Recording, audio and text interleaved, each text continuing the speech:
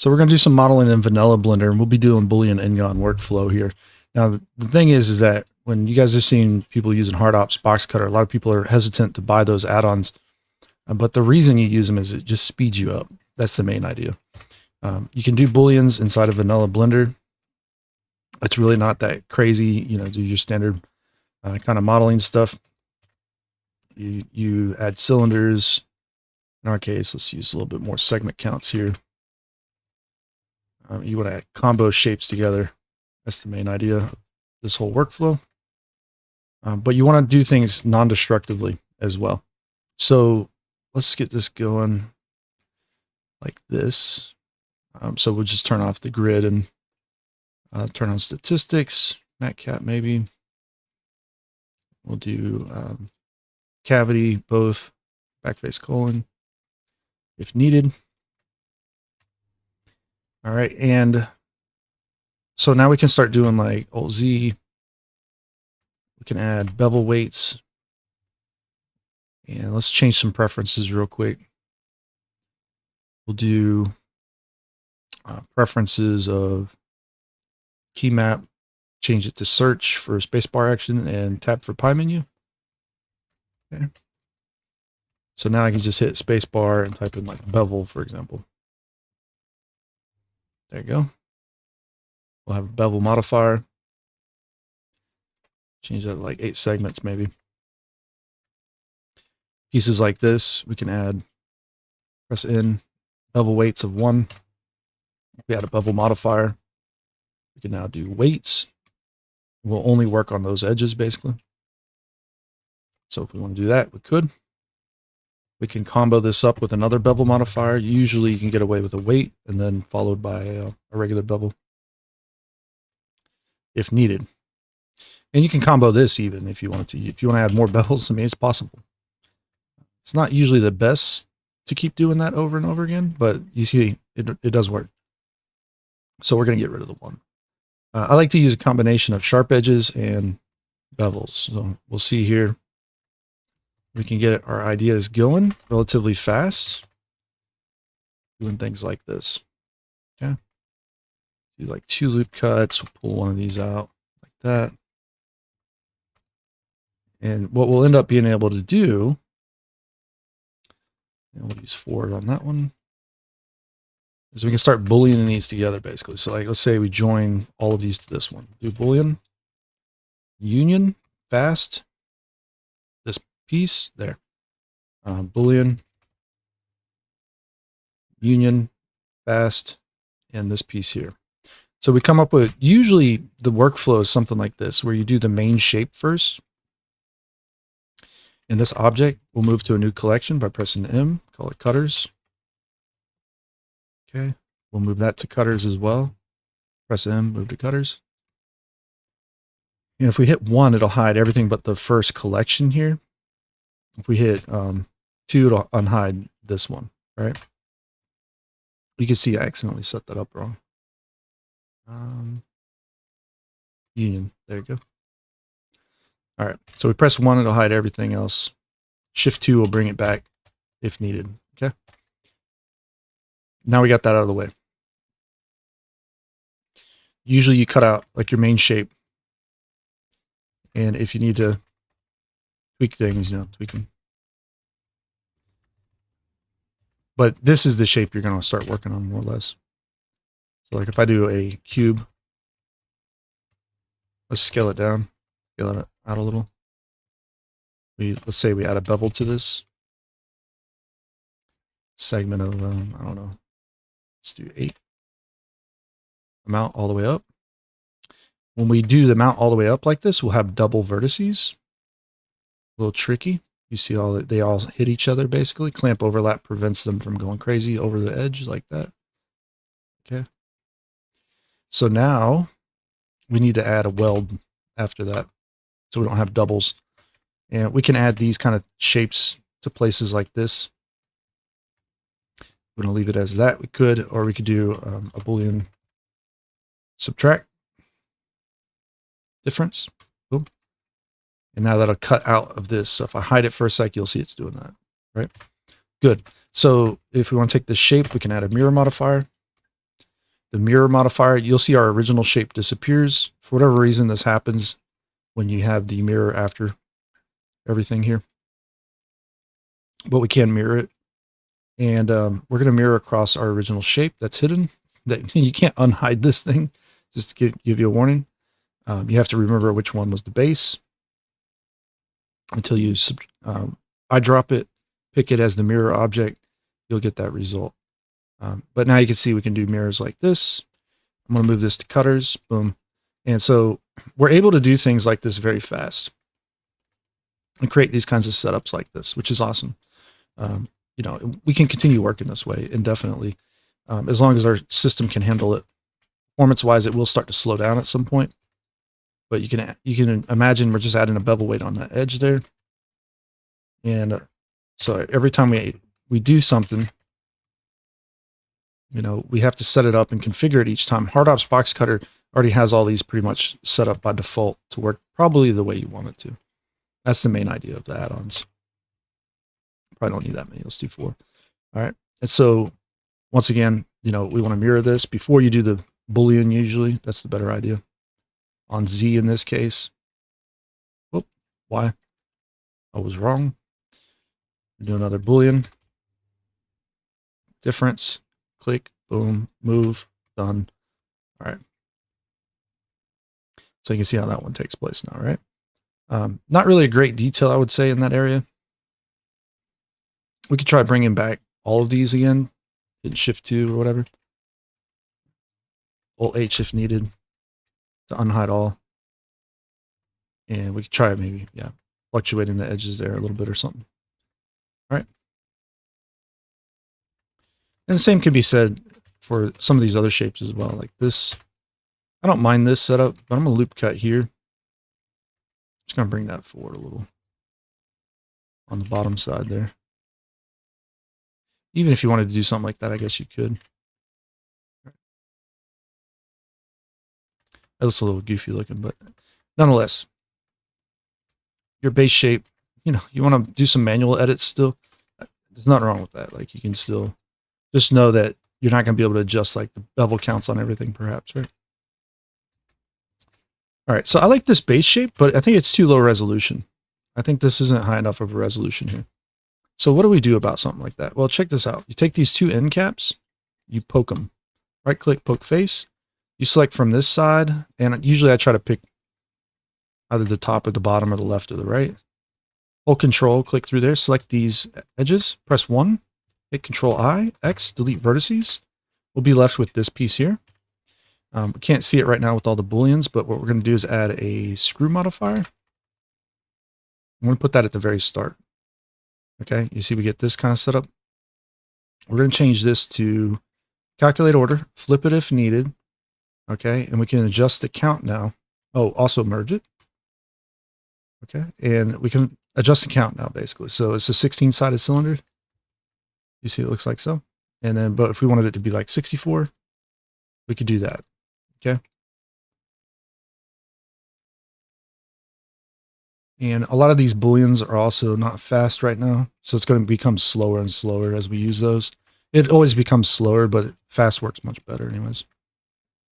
Anyway, so we got this, and I like to just kind of shade things flat personally until later. But that screw modifier should have, oh, we checked smooth shading. Just turn that off for now. It's not that important. All right, so, but basically you see what we're doing. Like, if we want to do weapon parts, whatever. I mean, we can do this all day. We can make weapon parts, vehicles, concept art.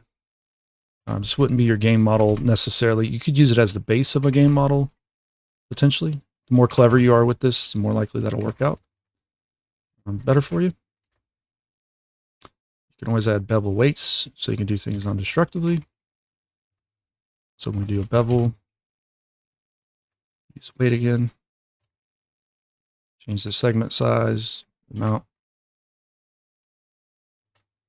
You can add a mirror. It's still pretty fast. I mean, to be honest, it's not that bad, right? Like, we can get work done still. It does. Not as fast as hard ops, perhaps, but it's not too much slower as far as just adding booleans and stuff.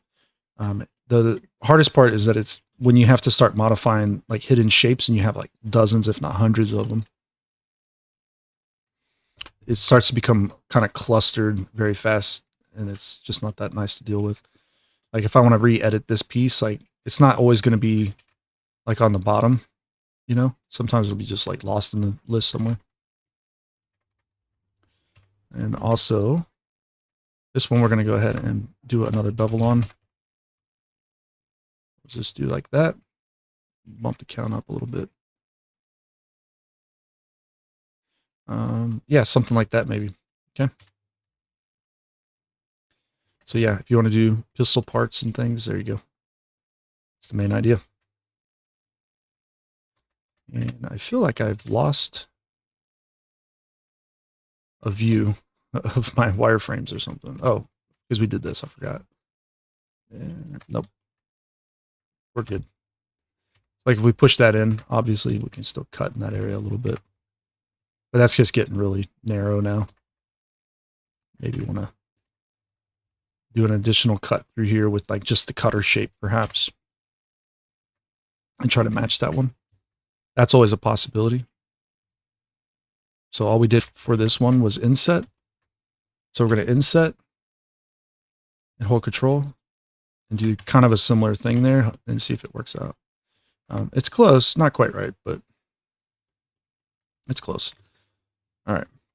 And personally, I don't think that worked out well, so I'm not going to do that. I'd probably manually edit that one later on if I wanted some kind of detail in there. All right. We got a shape, guys. So let's save this real quick. Control S, save shape thing, whatever it is. I want to prove something here. Generally, I've been showing guys that you can use the Voxel remesher.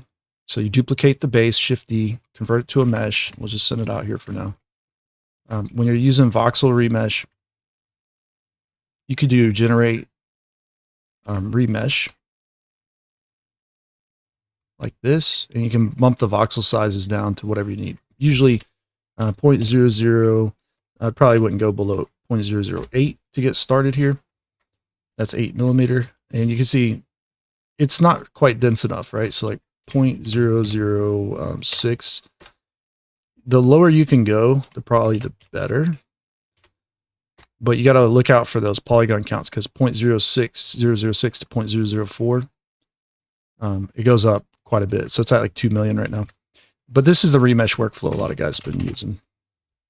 They crank it up and then they, not two remeshes. They do a remesh and then they do deform smooth. Okay. And then they just smooth it down like this. Whatever amount they need to make it work. It can be anywhere from like a couple iterations or repeats all the way up to like, I don't know, it can get crazy, like 200, you know. But every time you do that, the shape's going to get softer and softer.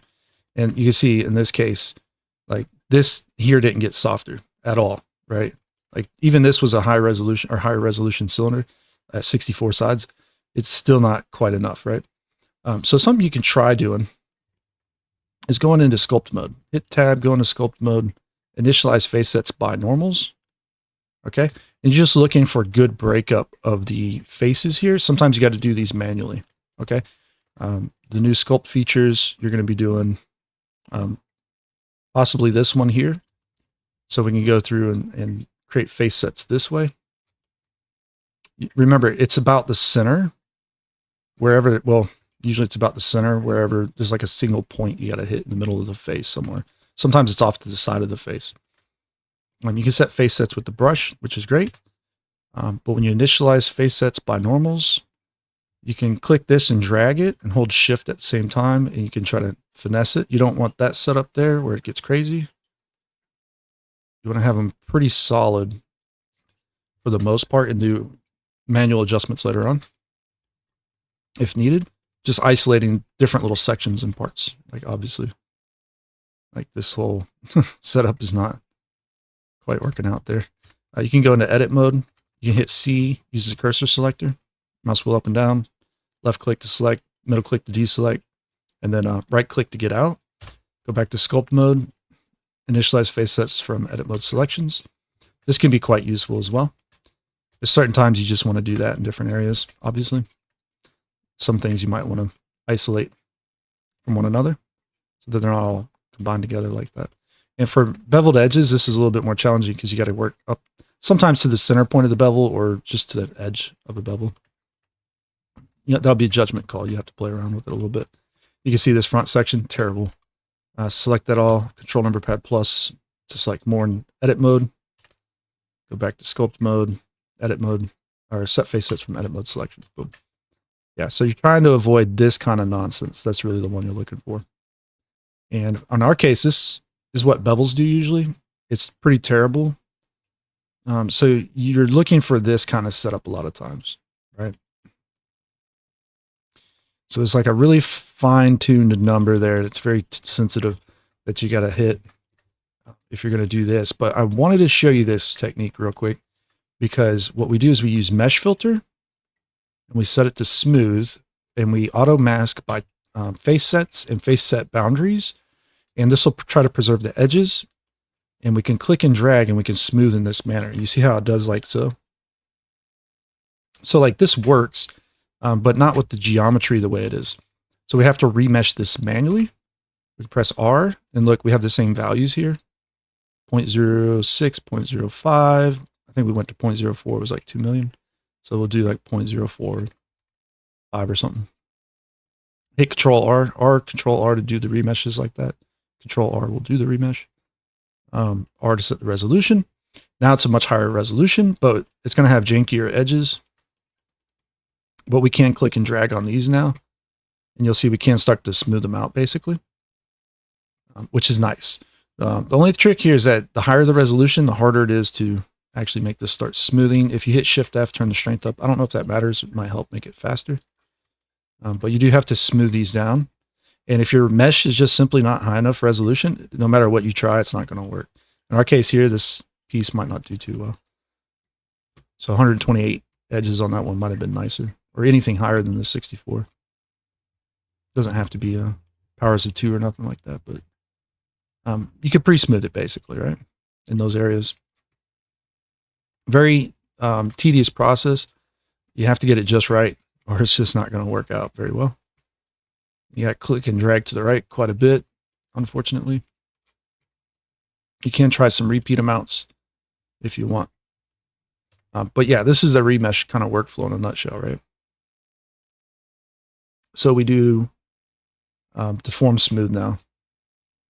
We don't have to go through and remesh it now on the modifier if we don't want to. You could if you want, I guess. If you were to, by the way, if you were to turn off face set boundaries, you'll get like a pillowing effect on things. So let me explain. We click that off, turn this off while you're working. But if we were to, I think this middle piece might do it best. Oh, that's nasty. We shouldn't have did that. If we were to control, or excuse me, we just click and drag, you'll see it starts to like bulge out a little bit. All right. So it gets kind of like a pillowing effect a little bit to that edge. Or if you turn off, no, just turn that off. If you don't do any face sets, the whole object smooths, obviously, right? Which is what this is going to do. We don't need that. But yeah, face set boundaries will let it pillow. So this one here, same process. You can repeat it a number of times. Turn it on so it works. And we'll get that result. But now you can see like not quite enough here. That needs more resolution, obviously. This one's pretty decent. If we just smooth a little bit extra, maybe it'll work out. But I would also benefit from a little bit more resolution. But overall, not too bad. And you can fiddle with it if you really wanted to. Like if you just really want to get in here and maybe crank this one a bit. You see it softened all of our edges and pillowed it out a little. Let's try a few repeats here as well, like 22 or something. We might get this one to go back down in size, but there's a risk that the more you smooth, the more you run away from that original Boolean n-gon shape. There's a good chance that it doesn't work out as well as it would have. Yeah, see, that's still use higher resolution. But this could potentially be your lower poly model at some point. Like you could go back through and work it down to a lower poly state, and you could bake this to that at a low poly state, right? Optimize it. So really cool technique, but it's really kind of it's tricky. I'll put it that way. There's a lot of cool stuff you can do with it, but it's tricky. And you can see it actually creates a pretty decent overall result, right? And the bigger your object, obviously, like some pieces will be real small. You can do this; it's no problem. Other parts will be really big and it'll be super dense, and it doesn't work as well. And also, the polygon counts here become kind of a runaway train. So when you're doing this destructively with the remesh, you get larger file sizes. That's also potentially problematic if you need to share your files around. The remeshes don't really do that. The modifier versions, anyways. So yeah, that's that. And let's go to Blender 3.6. I have all my add-ons set up over here. I still like this version a lot, but I want to prove a point here with this as well. On something you can try to do with quad-remesher. Add-ons can really help you out, basically. So what I'm going to do is open that shape. You see it's going to complain because of the whatever reasons. And but yeah, we have this shape set up in here now. Let's duplicate it, convert it to a mesh, send it out, go into sculpt mode, and we can do the same thing. Initialize face sets by normals. All right, and tweak that value till we get just the right kind of breakup. And we'll go with something a little bit simpler, I think, for this one.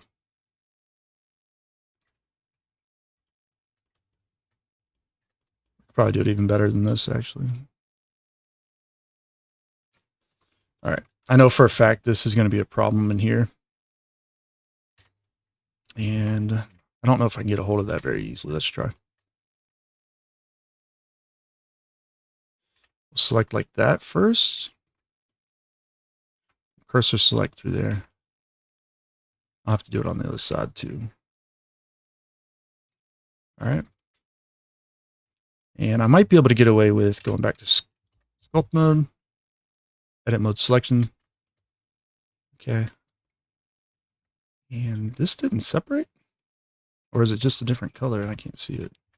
I think it's a different color. But just in case, let's just cursor select through here real quick. You can usually go up to the border like that on if there's a big face next to it. And just get rid of the big face later. It's easier. All right. We'll just reset that just in case. I think it was a different face set, but all right, so this is where the fun begins, right? Because now we have all this set up. Let's duplicate it out for a sec. And once you set face sets with Blender and you have this add-on, it's the face attributes add-on or something like that. Let me see what it's called real quick. So I get you guys the right information. It is sculpt face operators, I think. Yeah. Yeah, sculpt face set operators. This is in the extension section as well on the newer versions of Blender. So you can just go ahead and download it and get it. But you can convert a face set into a material. Boom. And it's going to double up materials and face sets, which isn't really that great. Object mode will only be the materials basically, but it's assigned materials from all the face sets. All right, cool. Because when we bring out quad-remesher, we use symmetry across X in this case. We can use materials to split it. We can adapt size if we want. I don't think this actually works with materials though. And we can change the quad counts as needed as well. If we remesh as is, it might get it okay. Sometimes you got to crank the numbers up though. Yeah. And sometimes you got to add more face sets too. But you can see, for the most part, it's not too bad. If you go too high because of the way the mesh is, you want to try to match that same resolution. Generally speaking, that works out best. But if you go too high, it's not going to do that. And also, you see how like we have like these nice little kind of quad patches in here almost? Like this. I'm just going to assign a random material here. like you can further refine the materials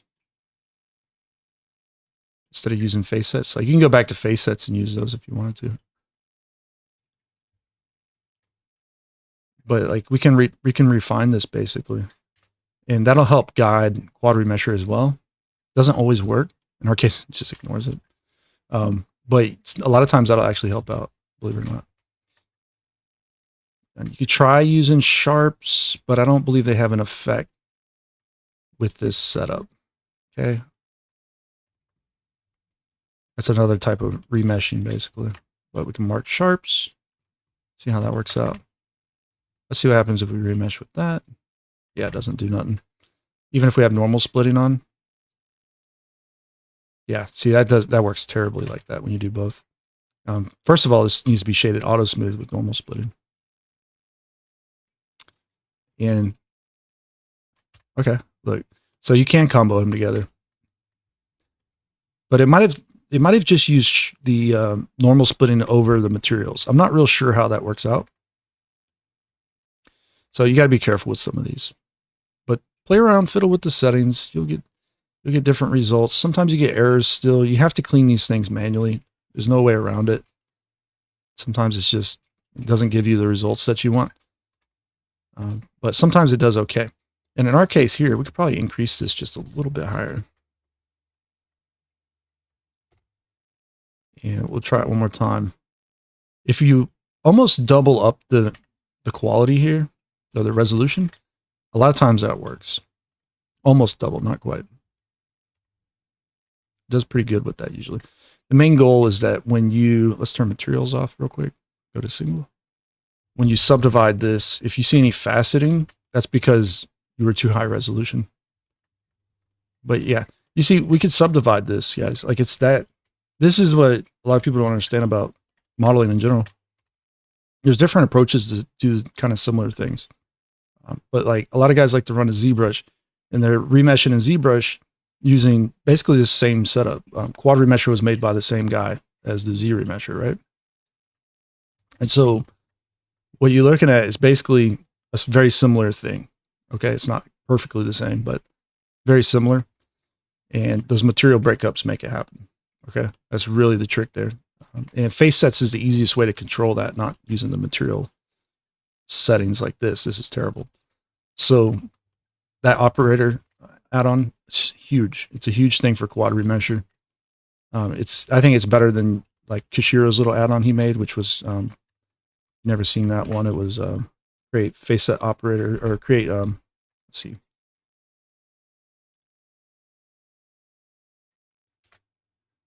curve face colors or whatever. Curve. Anyways, that add-on is pretty good, but this is just gives you more control basically, so you can get that better result out. And you can see, like, it's not perfect right here at the front, but like for the most part, it's doing fairly well. I mean, we're not, if we wanted to just sculpt on this thing some more or whatever, and as long as we are careful with like the poles and how we handle with those, like we should be okay. And you don't use subdivision, you would use a multi-resolution modifier. So in sculpt mode, you can just hit like control 1, 2, 3, whatever,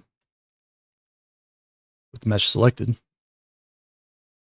And you can see, like, we could just keep bumping the resolution up as needed. Now we have all of our tools. We could scrape them, do whatever we got to do here, right? And like the poles may cause issues, these little E-poles, N-poles. But you'd have those on your regular mesh anyways, even if you did it. In probably about the same areas, not necessarily the exact same areas, but yeah. So if you ever got to grind down an edge, it's damaged or something, this is going to give you the crispiest results, I think, in Blender possible using quad-remesher and multi-res. I like the Voxel remesh system a lot, but it's just not quite there yet as far as performance goes and smoothing and all that, but it's close. It's really close. I know a lot of guys use that and they get good results out of it, but I think they have beast of a machine, and my machine just, it's not quite up to par with that. So it's too laggy for me. I just can't stand it. But nonetheless, like, that's the process, guys. Have fun with the tools. Listen, Vanilla Blender, everything Hard Ops, Box Cutter, the add-ons do, for the most part, Vanilla Blender can do. with the exception of very few add-ons like Packmaster, quad-remesher. Certain ones do add just brand new features that Blender doesn't have. But a lot of the other ones just they're tweaking the settings in really clever ways that make it faster and easier to use. Like just various add-ons anyways. But I think you get the idea. A lot of fun, easy to work with after you start understanding like the different non-destructive ways of modeling, destructive ways of modeling, how the modifiers like can be placed together. And then add in some paid add-ons and you have like a monster of a modeling program potentially, right? For relatively cheap. I mean, quad-remesher is going to be one of your more expensive add-ons. Packmaster, pretty cheap still overall. But the other ones out there are free, like UV Toolkit. Like you name all these other add-ons, a lot of them are free. But you know, a couple $100, you can have more or less Blender loaded with really amazing tools, and that's it. That's all you need. You don't pay perpetual on any or subscription for anything, right? That's the most important thing. No subscription, and this will get you to the goal basically on a lot of shapes.